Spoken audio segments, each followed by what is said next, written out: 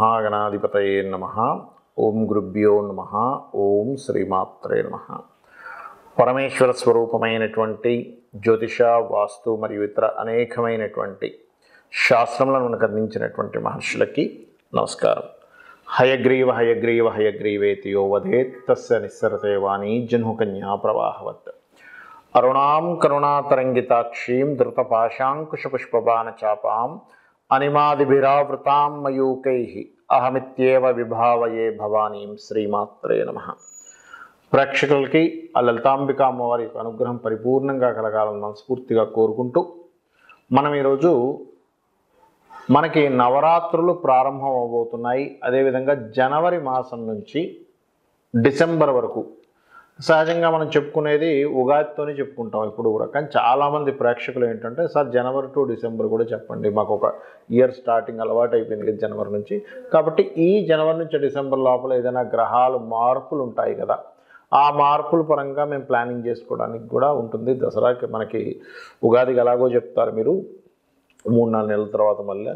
కాకపోతే ఇప్పుడు ఒకసారి చెప్పండి, చాలామంది వాట్సాప్లో పెట్టడం వల్ల చేస్తున్నటువంటి కార్యక్రమం ఇది. అయితే ఈ యొక్క జనవరి నుంచి డిసెంబర్ వరకు అసలు గ్రహాలు, మేజర్ ప్లానెట్స్ అసలు ఏం మారుతున్నాయి, ఏవి వక్రగతిలోకి వెళ్తున్నాయి అనేటువంటి దాని సంబంధంగా ఎటువంటి జాగ్రత్తలు తీసుకోవాలి, ఎటువంటివి అవకాశాలు అందిపుంచుకోవాలి, ఏ దేవత ఆరాధన చేసుకోవాలి. అందులో ముఖ్యంగా మనకి నవరాత్రులు ఉన్నాయి కాబట్టి ఈ నవరాత్రుల నుంచి వచ్చే సంవత్సరం వరకు కూడా ఈ నవరాత్రుల్లో ఏ దేవతని రెగ్యులర్గా పూజిస్తే మీరు ఇన్ని రోజుల నుంచి పడుతున్నటువంటి ఇబ్బందుల నుంచి ఎలా బయటపడగలుగుతారు, ఏ రాశి ఏ లగ్నం వారు, లగ్నం తెలిసే లగ్నము, రాశి తెలిసేవారు రాశి వారు, ఎవరిని ప్రార్థిస్తే ఎవరిని పూజిస్తే మీరు పడుతున్నటువంటి ఇబ్బంది నుంచి బయటపడతారు. ఎందుకంటే ఉపాసన అంటూ ఉంటారు. అంటే ఉపాసన ఏం చేస్తుందంటే పంచమ స్థానాన్ని యాక్టివేట్ చేస్తుంది.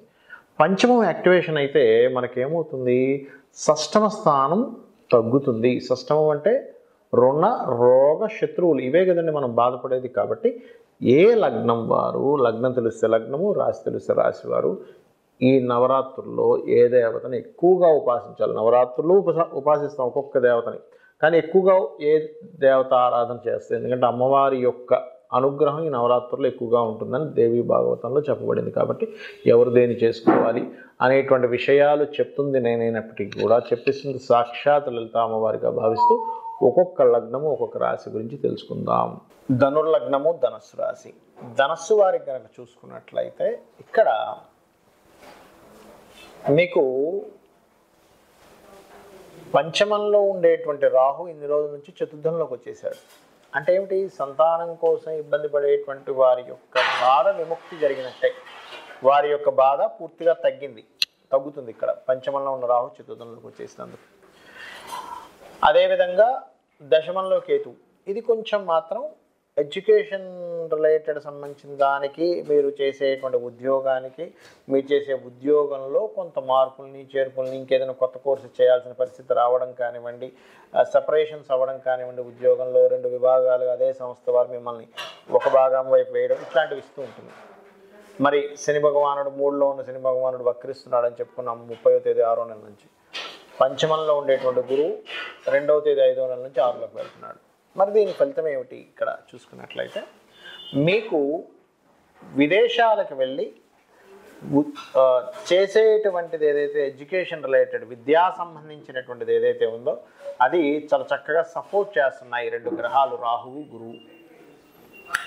అలాగే రాహువు మారిపోయినందుకు, గురువు పంచమంలో ఉన్నందుకు మీకు 2వ తేదీ 5వ నెల వరకు కూడా సంతాన సంబంధించినటువంటి అంశంలో అద్భుతంగా సపోర్ట్ ఉంటుంది గురువుది. మరి 6లోకి వెళ్ళిపోతున్నాడు కదండి 2వ తేదీ 5వ నెల నుంచి. మరి దీని పరిస్థితి ఏమిటి అంటే విదేశీ యోగాన్ని ఇస్తుంది. అక్కడ 6లో ఉంటాయి. విదేశీ యోగాన్ని ఇస్తూ కొంతవరకు ధన సంబంధించిన విషయంలో, అందులో ముఖ్యంగా రుణపరంగా పొందేటువంటి ధన సంబంధించిన విషయంలో కొంత ఫలితం ఇస్తుంది. కానీ 6లో ఉండే గురువు ఇంకొక జాగ్రత్తను చెప్తున్నాడు ఇక్కడ. ఏమిటది అంటే, మీరు ఏదైతే అప్పు ఇద్దామనుకుంటారో అప్పు తీసుకునే విషయాల్లో జాగ్రత్త వహించండి అని చెప్తున్నాడు గురువు ఇక్కడ. ఎప్పటి నుంచి అప్పటి వరకు 2/5/2024 నుంచి 10/10/2024 మధ్యలో అప్పులు ఇవ్వడం, అప్పులు తీసుకునే విషయంలో చాలా జాగ్రత్తగా ఉండండి. మరి కేతు దశమం ఇందాక మనం చెప్పుకున్నాగా ఉద్యోగ విషయంలో తెలియని వైరాగ్యం, మారిపోవాలనిపించడం, ఎవరో ఏదో చెప్పిన గాసిప్ని నమ్మి మనం తొందరపాటు నిర్ణయాలు తీసుకోవడం ఏమీ ఉండదు అక్కడ. కొన్ని కంపెనీలో చూస్తుంటారు కదా, అసలు బాస్ తీసేయాలని కూడా ఏమీ ఉండదు. చెప్తారు ఎవరో వచ్చి, బాస్ని మీద ఏదో మాట్లాడుతున్నారు అని, ఈయన తొందరపడి మానేసి వెళ్ళిపోతాడు. కాబట్టి ఇటువంటి తొందరపాటు నిర్ణయాలు తీసుకోకండి. ఉద్యోగ సంబంధించిన విషయంలో ఏదైనా ఎక్కువ ఇబ్బంది ఉంది ఉద్యోగ విషయంలో అని కూడా గణపతి ఆరాధన చేసుకోండి. ఇక విద్యా సంబంధించిన, గృహ సంబంధించిన, కొంతమంది విదేశాల్లో ఉండి ఏదైనా గృహం కొనుగోలు చేద్దాం అనుకుంటారు, వారికి చాలా బాగుంది చెప్పాలంటే, మీరు పొందగలుగుతారు కూడా. అయితే ఇక్కడ మీరు గురువు మారే వరకు కూడా, అంటే 2/5/2024 వరకు దక్షిణామూర్తి స్తోత్రము, దత్తాత్రేయ స్తోత్రం చేసుకోండి. మరియు నవరాత్రుల్లో మీరు చేయవలసింది మహిషాసుర మర్దిని రాజరాజేశ్వరి అమ్మవారి యొక్క స్తోత్ర పఠనము చేయండి. ఇది గనక చేసినట్లయితే అన్ని విధాలా మీకు బాగుంటుంది. చాలామందికి ఏంటంటే, ఏమండి నాకు రాశి తెలియదు, లగ్నము తెలియదు, నక్షత్రము తెలియదు, అలాంటప్పుడు నేను ఏ దేవత ఆరాధన చేసుకోవాలి అని అడుగుతూ ఉంటారు. దీనికి 2-3 విధానాలు ఉన్నాయి, ఒక్కొక్కటి చెప్తాను. మీ పేరు ఉంటుంది, మీ పేరు చానే అక్షరంతో చూచే చోళ అశ్విని అలా తీసుకోవచ్చు. లీలు లేలో భరణి అంటే లక్ష్మణ్, చందన్ లేదా చందన అలా కూడా తీసుకోవచ్చు. ఆ రకంగా కూడా తీసుకొని ఇది మేషరాశనో మేషలగ్నం అనుకొని తీసుకోండి. రెండవది, అసలు నాకు ఆ పద్ధతి కూడా తెలియదండి ఏం చేయాలి అని అనుకున్నప్పుడు, ఈ నవరాత్రుల్లో ఒక్కొక్క రోజు ఆ దేవతా సంబంధించినటువంటి స్వరూపం ఏదైతే ఉందో ఆ దేవతా స్వరూపాన్ని స్మరించుకుంటూ చాలా సింపుల్గా మీరు నామస్మరణ చేసుకోవచ్చు. అంటే అలాగా మొట్టమొదటి మనకి నామాల్లో ఏమిటి, బాల అంటే ఓం బాలాదేవితాయి నమః, బాలా బాలా బాలా బాలా అని అనుకున్నా కూడా సరిపోతుంది ఫస్ట్ మొదటి రోజు. రెండవది గాయత్రి, ఓం గాయత్రీ దేవి అయి నమః అనుకోవచ్చు. అంటే నేను పెద్ద పెద్ద బీజాక్షరాలు నేను పలకలేనండి, నేను ఏం చేయాలి, నాకు సరిగ్గా పలకడం రాదు, నాకు చాలామందికి ఇంగ్లీష్ మీడియం చదువుకోవడం వల్ల కూడా తెలియదు, లేదా గురువుల నుంచి ఎటువంటి ఉపదేశాలు ఉండవు, అప్పటి వరకు ఏమీ తెలియదు, కానీ ఇలా చేసుకోవచ్చు. అదేవిధంగా 3వ అవతారం మనకి ఏంటి, అన్నపూర్ణ, ఓం అన్నపూర్ణాదేవి అయి నమః అనుకున్నా సరిపోతుంది 3వ రోజు. 4వది మనకి మహాలక్ష్మి, ఓం మహాలక్ష్మీదేవి అయి నమః. ధనానికి ఇబ్బంది ఉందండి, నాకు ఏమీ తెలియదు, ఓం మహాలక్ష్మీదేవి అయి నమః అనుకోండి. సంతానానికి ఇబ్బంది లేనట్లయితే, ఆయుష్కి ఇబ్బంది ఉంది లేనట్లయితే, నాలో తెలియని ఒక చిన్నతనం ఉంది, ఓం బాలాదేవి అయి నమః అనుకోండి. లేదు నాకు ఏం చేయాలో తోచట్లేదు, ఈ సంవత్సరం నుంచైనా నాకు బాగుండాలని కోరుకుంటున్నాను అన్నప్పుడు మనకి జ్ఞానాన్ని ఇచ్చేటువంటి స్వరూపం గాయత్రి, ఓం గాయత్రీ దేవి అయి నమః అనుకోవచ్చు. అదేవిధంగా నాకు మానసికమైన రుగ్మతలు ఉన్నాయి అన్నప్పుడు బాలని లేదా మన అన్నపూర్ణాదేవిని చేసుకోవచ్చు. ఈ రకంగా 4 రోజుల తర్వాత 5వది ఏమిటి అంటే చండీ. చాలామంది చూడండి, నాకు ఏలినాడు శని ఉందంటున్నారండి, లేదా శని మహర్దశ నడుస్తుంది అంటున్నారు, శని సంబంధించిన దోషాలు పోవాలనుకుంటున్నాను, ఏం చేయాలి అంటూ ఉంటారు. చండీ చేసుకోండి. అంటే ఏమిటి, మీకున్న ప్రాబ్లం ఏంటి దాన్ని బట్టి ఈ నవరాత్రులు చేసుకోవచ్చు. ప్రతిదీ ఆలస్యం అవుతుంది, చండీ చేసుకోండి. ఓం చండీదేవి అయి నమః, ఓం చండీ చండీ చండీ అని కూడా అనుకోవచ్చు, ఓం చండీ దేవతాయ నమః అనుకోవచ్చు, అమ్మా చండీ మాత అనుకోవచ్చు, సరిపోతుంది. అమ్మా చండీ అమ్మా చండీ అమ్మా చండీ అనుకోండి, సరిపోతుంది. మీరు బీజాక్షరాలే ఖచ్చితంగా పలకాలి అనేం లేదు, మీలో భక్తి ఉండడం చాలా ప్రధానమైనటువంటి అంశము. అదేవిధంగా కొంతమందికి ఎడ్యుకేషన్ రిలేటెడ్ సంబంధించినటువంటి విషయాల్లో ముందుకు వెళ్ళలేకపోతుంటారు, లేదా కొంతమందికి సరస్వతీదేవి యొక్క అనుగ్రహం కావాలి, వాళ్ళ పిల్లలకి సరిగ్గా విద్యా సంబంధించినటువంటి విషయాల్లో ఇబ్బంది పడుతూ ఉంటారు. అటువంటి వారు ఓం సరస్వతీదేవి అయి నమః అనుకోవచ్చు. ఎందుకంటే అందరికీ పెద్ద పెద్ద శ్లోకాలు చదవాలని కానీ, బీజాక్షరాలు రావాలని కానీ, శ్లోకాలు చదవలేని స్థితిలో ఉంటారు. ఎందుకంటే ఉన్నటువంటి స్థితిగతులు అలా ఉన్నాయి, మారిపోతుంది కాలం మనకి. కాబట్టి ఓం సరస్వతీదేవి అయి నమః, లేదా సరస్వతి శ్లోకం వచ్చండి చేసుకోండి 9 రోజులు. లేదా కొంతమంది ఎడ్యుకేషన్ ఇన్స్టిట్యూషన్స్ నడుపుతూ ఉంటారు, వాళ్ళు ఇబ్బందుల్లో ఉంటారు, అయ్యో మనం నడవట్లేదు. సరస్వతీదేవి అనుగ్రహం ఉంటే ఆటోమేటిక్గా అక్కడ ఎడ్యుకేషన్ ఇన్స్టిట్యూషన్స్ నడుస్తాయి, చిన్న చిన్న ట్యూషన్స్ చెప్పే వాళ్ళకి నడుస్తుంది. అదేవిధంగా మనకి ఈ 7వ అవతారం కనుక తీసుకున్నట్లయితే లలిత అమ్మవారి ఇది కనుక చూసుకున్నట్లయితే, మనము ఎవరికైనా కూడా చూడండి, నేను ప్రశాంతంగా లేనండి, నేను ఆనందంగా లేనండి, నాలో ఏదో తెలియని సెన్సిటివ్గా ఉండేటువంటి, నాలో సెన్సిటివ్నెస్ లేదనో, లేకపోతే సెన్సిటివ్గా ఉండి ఇబ్బంది పడుతున్నానో, లేకపోతే నాకు ఆనందంగా ఉండాలి అని చాలామంది నాకు తెలియని మనసులో కానీ బుద్ధిలో కానీ అనేక విషయాల్లో నేను ఇబ్బంది పడుతున్నాను. త్రిపుర సుందరి అమ్మవారి యొక్క నామం అంటే లలిత అమ్మవారిని చేసుకోవచ్చు. ఓం లలితాదేవి అయి నమః అనుకోవచ్చు. అదేవిధంగా భయాలు ఉంటాయి కొంతమందికి, ఏదో జరిగిపోతుంది, నాకేదో జరగనుంది, ఏదో జరిగిపోతుంది అనేటువంటి భయం ఉంటుంది. అసలు ఏమీ జరగదు అక్కడ, తాడుని చూసి పాము అని భ్రమపడుతూ ఉంటాడు. అలాంటి వాళ్ళు దుర్గా చేసుకోవాలి ఈ 9 రోజులు, గుర్తుపెట్టుకోండి.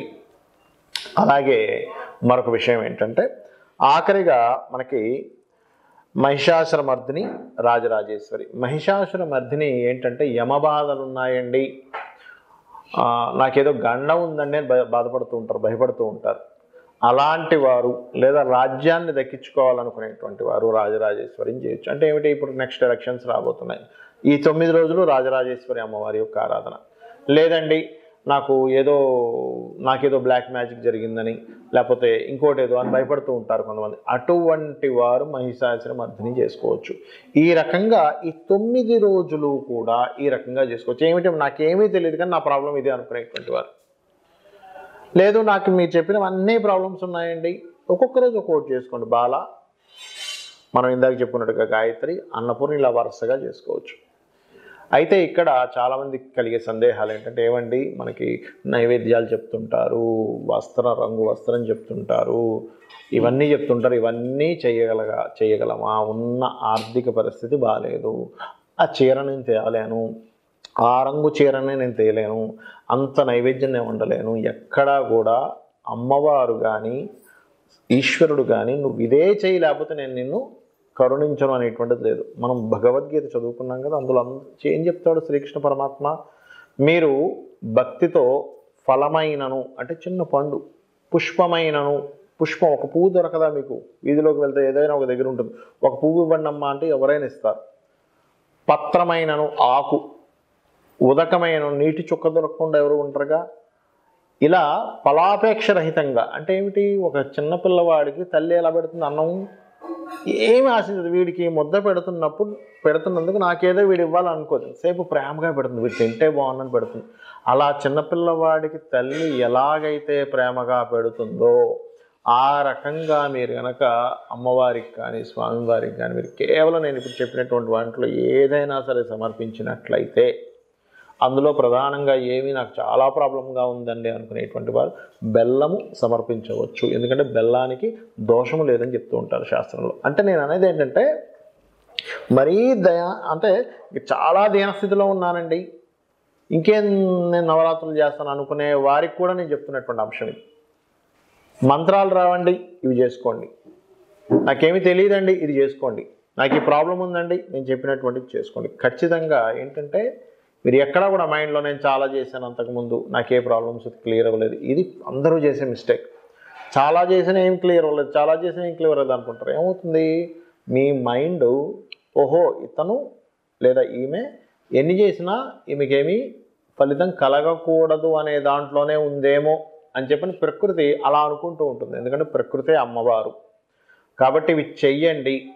ఇవి చేస్తూ ఇప్పుడు మనం చెప్పినటువంటివి ఏవైతే ఫలితాలు చెప్పాము, ఈ సంవత్సర ఫలితాలు, ఈ సంవత్సర ఫలితాల్లో ఫలానా గ్రహం అని చెప్పాను కదా, ఆ గ్రహం దగ్గరికి వెళ్ళి జస్ట్ అక్కడికి వెళ్ళి ఒక ప్రదక్షిణం చేయండి, సరిపోతుంది. మీరేమీ లక్షలు కోట్లు వేలు ఖర్చు పెట్టాల్సిన అవసరం లేదు. గ్రహాలు కానివ్వండి, అమ్మవారు కానివ్వండి, భగవత్ స్వరూపం కానివ్వండి, అవి ఎప్పుడు ఎంతసేపు ఏంటంటే మీరు భక్తిగా ఏం చేస్తున్నారు అనే దాన్ని బట్టి మనం ఎనర్జీని తీసుకుంటున్నాం అక్కడ, వాళ్ళకేం తక్కువ కాదు. కాబట్టి భక్తిగా చేయండి.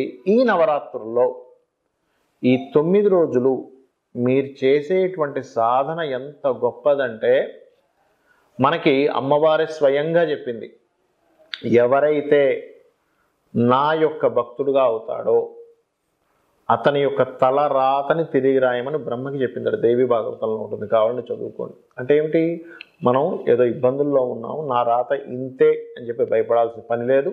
అమ్మవారి అనుగ్రహంతో మీరు ఇప్పుడున్నటువంటి బాధల నుంచి బయటపడి గొప్ప యోగాన్ని పొందవచ్చు. శ్రీమాత్రే నమః.